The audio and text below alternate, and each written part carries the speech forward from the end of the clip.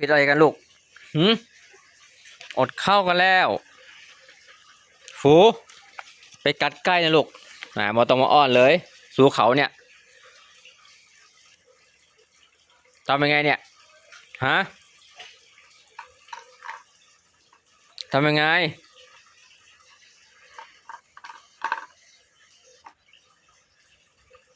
ชอบไปกัดใกล้เขานี่ลูกฮะหืม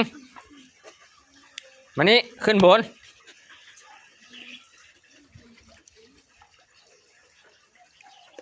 อ้อนนะพ่ออ้อนพ่อนะฮะอ้อนจะตีก็อ้อนกันนะลูกครับครับผมแล้วดื้อก็ดื้อยังไหนดื้อขึ้นบนไหนขึ้นบนนี่มาเนี่ย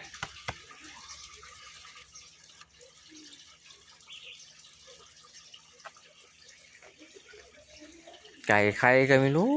ชอบไปกัดเขาได้สักวันนึงถึงเสียเงินเพราะหมาเนี่ยนะ